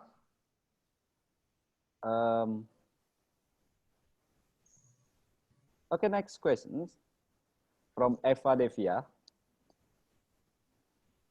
Next participant.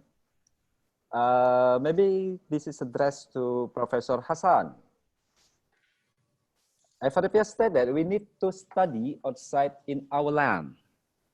Maybe go abroad or something to learn more about more knowledge. Almost all of the students, especially study abroad, say that study abroad make their mind open, maybe open-minded. So study abroad makes students open-minded. But it is also make their sense of culture change from before they study abroad. According to you, how to make us as a young generation still hold tight our culture even we are not in our traditional country?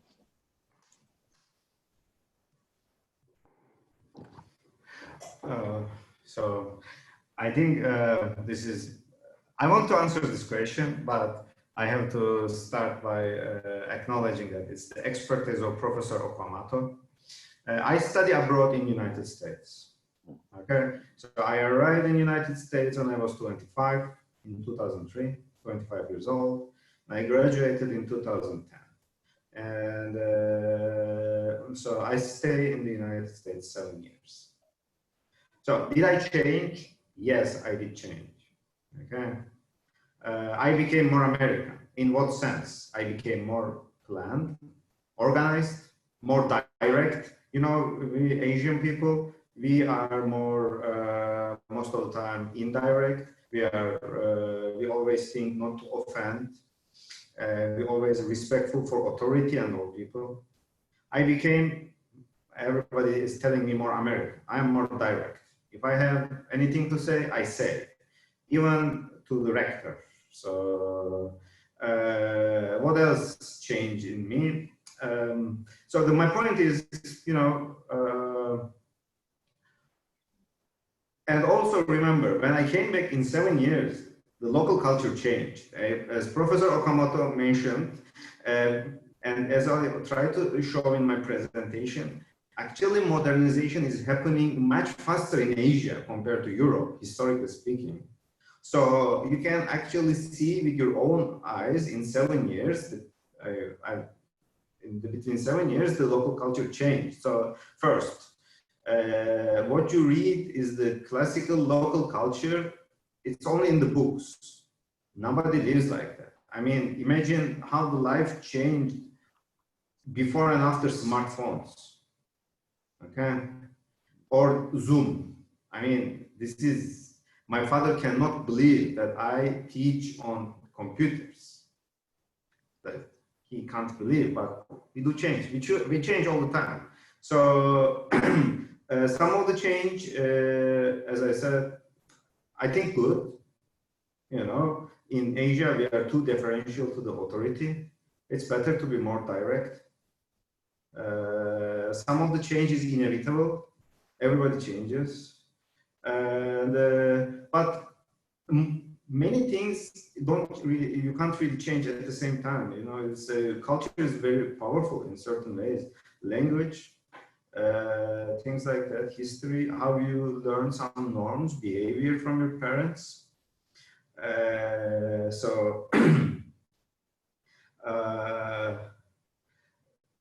I wouldn't worry about keeping my culture.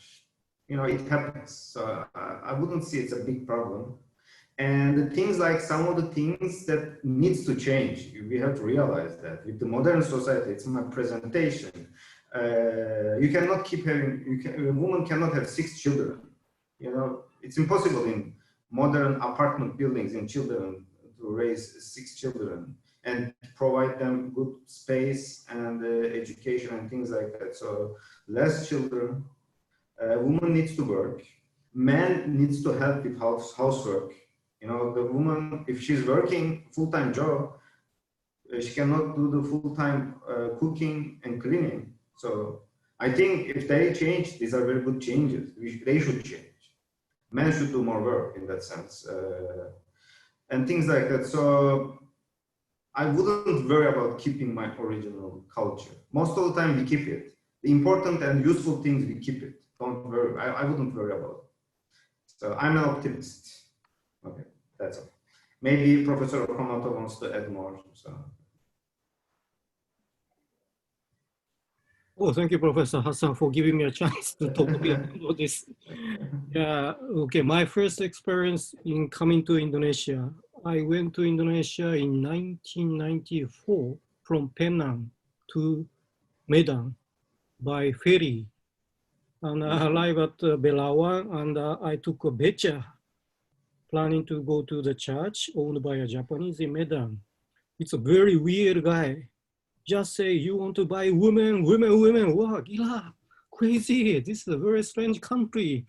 And after I took a bus from Medan to Aceh, at the terminal, a guy like Asag came to see me and he noticed that I'm a Japanese, so he showed a knife saying that, oh, I want your watch.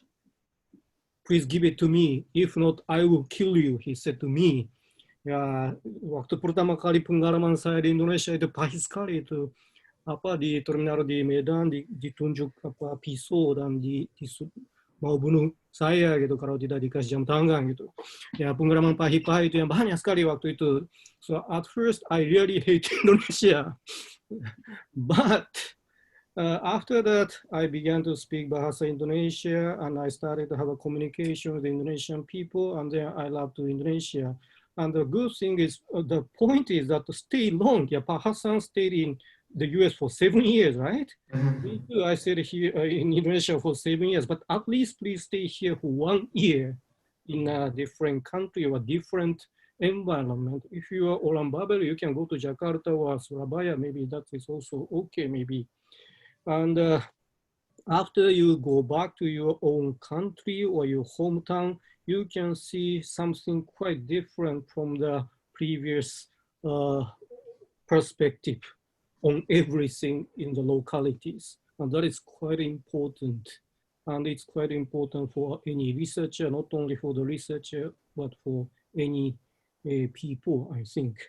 And if you go to, for example, my student conducting study in Taiwan, and he met many Indonesian people there. Some were Chinese, some were pribumi from Jawa, Orang Jawa, and there's a kind of acculturation between the Chinese Indonesian and Javanese Indonesian. So Orang Keturunan Tionghoa try to show Indonesian culture and wearing batik and showing the Indonesian gamelan and others. So there's a kind of strong communication among different groups of Indonesian people in a foreign land. And that is a good opportunity to know each other intensively if you are outside. And that is also a good point. So if you have a chance, yeah, please go, yeah, abroad or in the country, but at a different place. That's all. Thank you. I agree. Thank you, Professor Hassan Teguh and Professor Oka for the answer. These sessions maybe last question. We have 2 sessions. First, question from participant, and the second directly questions also from participant. They will connect it to you. But this is the last question.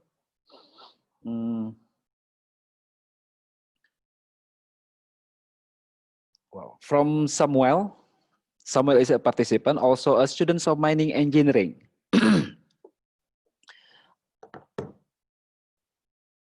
Samuel. Okay, Samuel asking a couple questions to Professor Hasan Teguh related to economic and engineering, maybe mining. In Asia, many of nations have a lot of natural resources, but some nations fails to manage it sustainable. For example, Natural Resources Government Institute in 2017 gave Myanmar position in a class of countries with a predictions of poor governance, which is 83rd out of 89 countries. In fact, not only Myanmar, in Africa also, in Africa countries, the same thing also happened. I thought that Indonesia as well. This phenomenon called the resource curse. It's a curse. My question is, how nations, especially Indonesia, should face it to make sustainable development by using natural resources, and how to overcome the resource curse? The second, asking about your opinion. What do you think about the policy of economic stimulus doesn't go well during current pandemic and impact to people or family who have low salary? What the government should do? You get my point, sir? Okay. Thank you. Resource curse. It's very hard to avoid resource Natural curse. resources, yeah. Nature resource curse.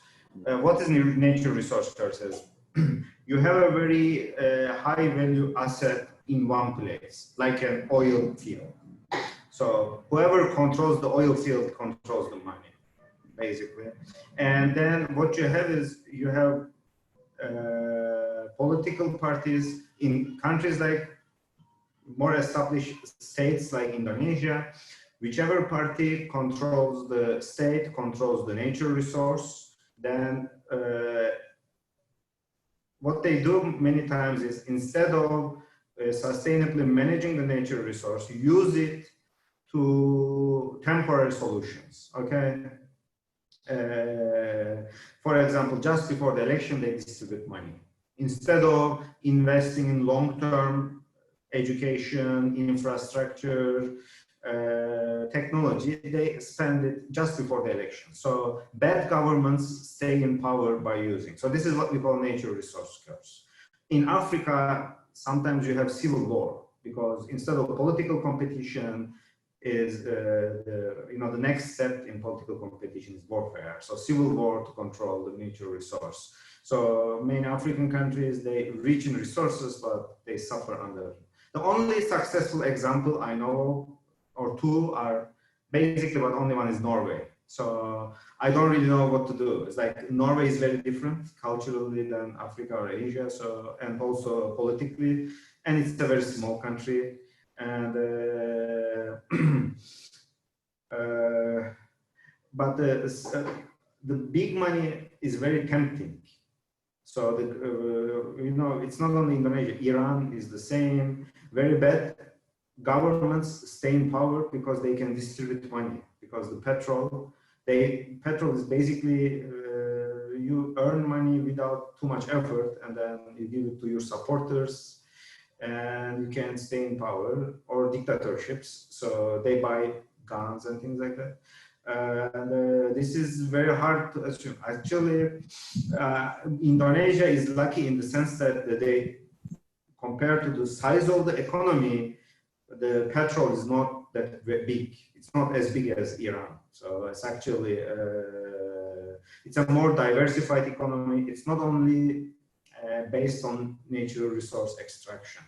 So one way to actually deal with natural resource curse is try to diversify your economy so you are not dependent. It's not your primary income source. I think that's a very long thing to do. It's not a short-term solution. I don't have any short-term solution, sorry. The second question is about the stimulus, and especially what to do with people who lose their income.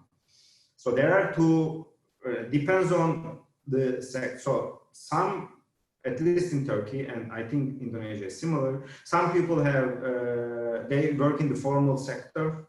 They already pay into the pension system. For them, the solution is easy. Just give them unemployment benefits. Okay, if people lose, give them. But in Indonesia and also in Turkey, the bigger problem is people who work informally or people who are outside the social security system. What to do with these families? Because they don't exist in the government. They exist as a part of the population, as a citizen, but in the employment and social security system, they don't exist. So I think, given this very unexpected COVID-19, the thing to do is give a general assistance, distribute the money. Some of the people in the informal sector didn't lose their jobs. They will still get money, even if they don't need it. But for the short term, it is okay. Okay, we don't have the bureaucratic capacity to determine in the very short term who needs it, who don't need it, especially for the informal sector. So trying to waiting to establish the bureaucracy, etc., is too much time, because some people are hungry now. Some people need assistance now. They cannot wait the bureaucracy to be established. So accept the fact that you are going to also give money to some people who don't need it. You know, not everybody in the informal sector is losing their jobs, losing their income, but this is in order to help the real needy.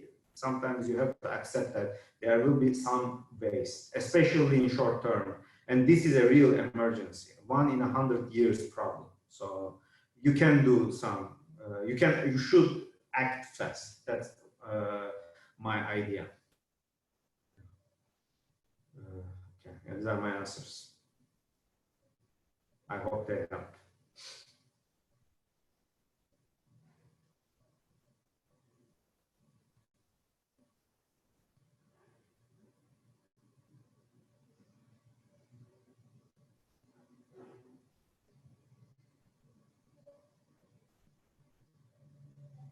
Okay, thank you.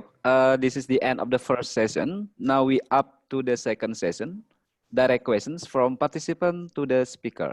Maybe for this session, we start from Dean, Faculty of Social and Political Sciences, Ibu Ami. We always call Ibu Ami or Ibu Sujatmi. The floor is yours, Ibu Ami. Thank you.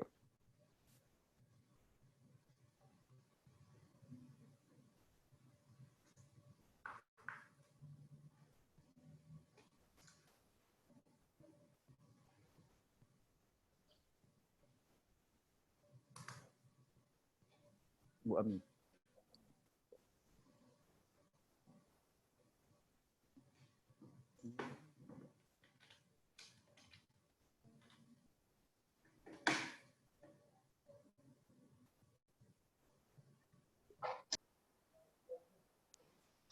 Okay, yeah. Thank you, Mr. Asrul. Yeah, thank you, Mr. Teguk and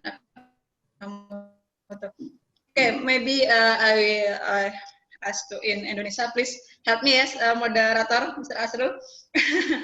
Okay, saya ingin menanyakan sebenarnya, jadi katakan bahwa pendidikan untuk anak kan itu sebenarnya untuk Mr. Teguk ya, saya ingin menanyakan sebenarnya bagaimana, sejauh mana korelasi hubungan antara kebijakan pendidikan sebenarnya yang ada di Turki itu bisa bisa menghambat angka kelahiran anak.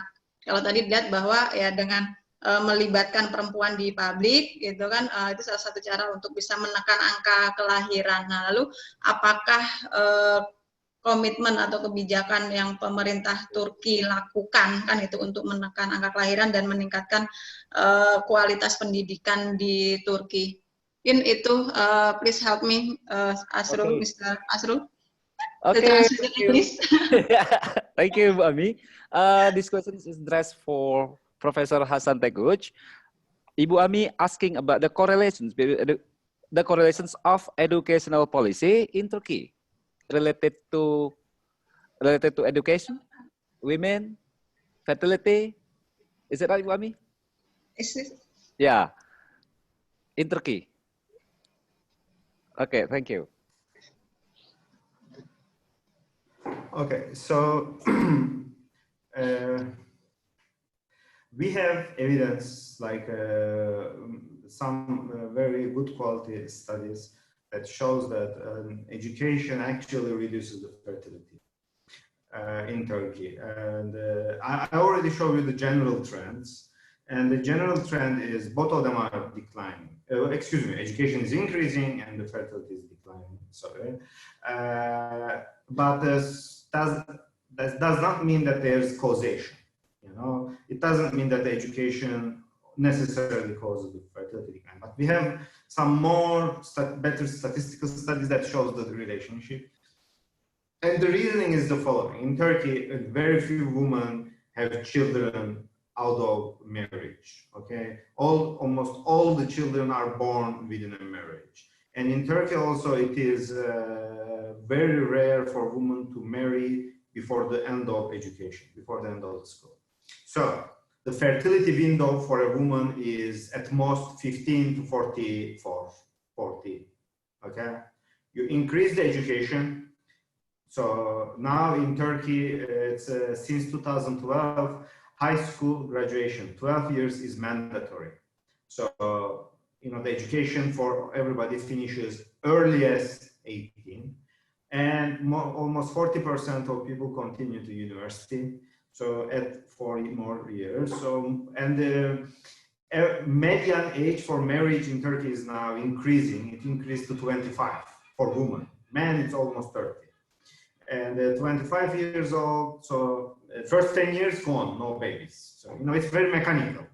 This is the first reason. The second reason is education, especially university education, means women get jobs in wage labor. So wage labor means you work in an office or a factory or a shopping mall, but not at home. Not at home means who is going to take the children?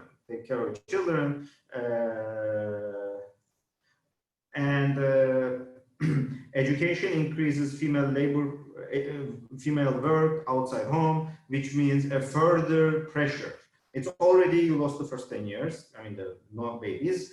So you start having many women after 25 years old, but the biology, the upper limit don't change. It's a limit for everybody, so less time. On top of that, if you work, who is going to take the children, which is what I try to focus on my presentation. Currently, it is declining. So even during the President Erdogan, which is, you know, as you may know, he's very conservative. Every month he talks about, you know, the woman need to have at least 3, preferably 5 babies, but that's not happening. You know, it's actually in Istanbul is below 2. Istanbul is already became like Europe. Because it's so expensive to have live here, and in order to live in Istanbul, you need 2 wages. If the woman works, who is going to take care of the young children? And now that everybody lives in nuclear families, so. But to answer your question, education has 2 effects. One is direct effect, very mechanical. It reduces the time to have babies, you know, until the school finishes. And the second one is indirect. It increases the wage labor, and wage labor means less time. You have to choose either one, work or babies. So this is actually where my proposal for government-funded preschool kindergartens come. Actually, if you ask people, even the educated women, they say you in Turkey, they want at least 2. So people actually want at least 2 babies. It's not that people don't like children. Okay, education don't change that. Okay, education change that woman will tell you, I don't want 6. You know, 6 too much. But 2, 3, many women, even the educated women want, but they can't. You know, so it became very expensive to have children in Istanbul. So that's the connection. Is it helpful? Sorry, I talk maybe too much.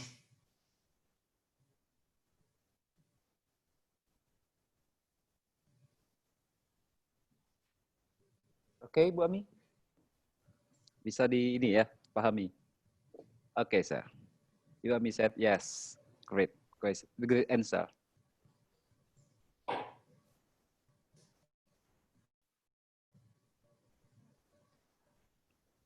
Okay, Bu Ami.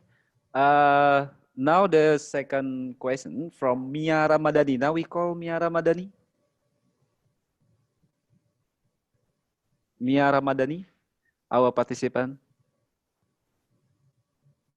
Mia Ramadhani also will ask direct question to maybe Hasan.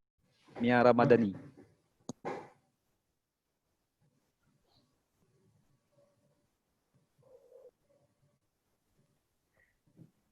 Okay. Okay. Hello. You may ask the question directly. Hello. Yes, we can hear you. Is it clear? Yes. Yes. I can hear you very clearly. Okay. Thank you, sir, for the opportunity has been given to me. Okay, so my question is, so during your presentation, I'm so glad to know about more information that you have delivered to us. So my question right now is about the economic condition, as we know that in Indonesia, and not only Indonesia, around the country, in this world, also, you know, it's like have bad conditions in economic side. So my question is, do we really need kind of a childcare right now in Indonesia? Because as we know that the condition, the economic condition in our country is still need the time to normalize it. So do we really need it or not? And what is the reason behind it? Thank you. My answer is yes. And this is the reason. As I said, we are going through a very exceptional times, pandemics, and the pandemic is putting pressure on government resources, less tax revenue. At the same time, the need for spending is increasing. So it's actually you have less tax revenue and more need. So the pressure is to economize from other other government services. So one thing is obviously to cut from is maybe childcare, but childcare, and I think that's what I realized one of my mistakes. I emphasize the role of childcare for women's employment, and I also emphasize the fertility window. But there is another aspect, and it's the education. Okay, and if you think childcare, preschool as a part of education, then you realize that it's not something to be postponed, because these kids will be on 3 years old only once in their lives.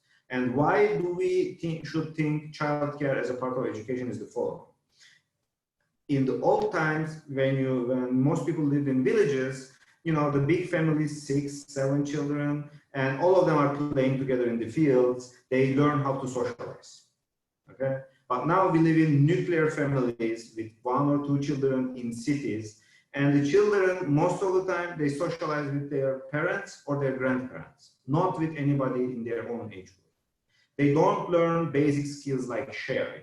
You know, they're like little kings in the house. Everything they want, parents provide. So they need to start learning and socialize and learn how to, you know, share toys, share resources, food, and not to be a little king in the household. So where this happens? It happens in the preschool. That's the education dimension. So for that reason, we should still prioritize childcare for very young children. Okay, as I said, modernization changes so many things in the society. So that's one aspect. Yeah. So yeah, my answer is still yes, even in the time of pandemics. Okay, I hope my answer helps.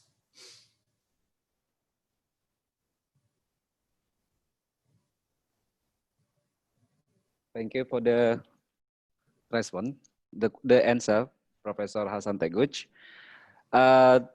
Mia Ramadhani is the last session for this second sessions, and maybe no more questions from other participants. Okay. If I may, to conclude, both from first and the second speakers, from Professor Okamoto and Professor Hasan Teguh, if I may conclude that our belief, culture, local culture has a strong relation to develop our country. Am I right or no? I would say it's important, but you need to have the correct policies. Culture is not enough. Also. Yes. Okay, right policies. Policy is also important. Yes. Policies also. Yeah. That's what we learn in school. Good policy versus bad policy. Some things don't work. So. And also for others, other aspect, I mean. Yeah, sure. Yeah. Okay, thank you. Now we back to master ceremony.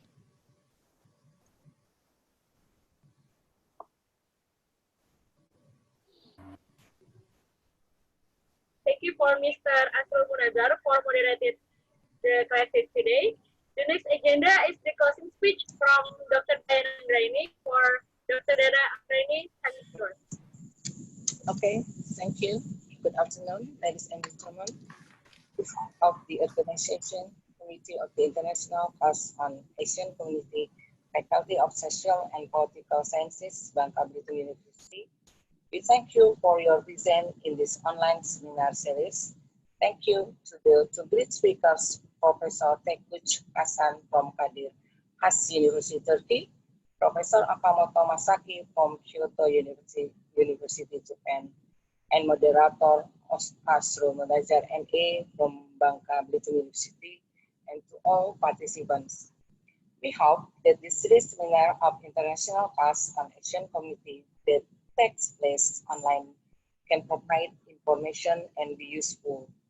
The main objective of this event to bring together researchers, academic, experts, civil society, the international community, and policy makers to discuss problems and solutions of economic, tourism, identity, and transnationalism problems in Asia, and with topic related to policy issues in Indonesia. We believe that the speakers at the International Class on Asian Community online seminar series have provided in-depth insight and thorough discussions on policy development in Asia, especially Indonesia. Your presence helped the success of this event. We hope that your support doesn't stop in here. Ladies and gentlemen, the next meeting will be held on July 13 with other great speakers. And at the end of our program, we will hold an international conference in October 30 until 31. We look forward to your participation as speakers or participants. A link that can be visited icosoc.ubb.ac.id. Thank you, ladies and gentlemen. See you at the next event. Bye. Thank you for Mrs. Dana Anggraini for closing the classes.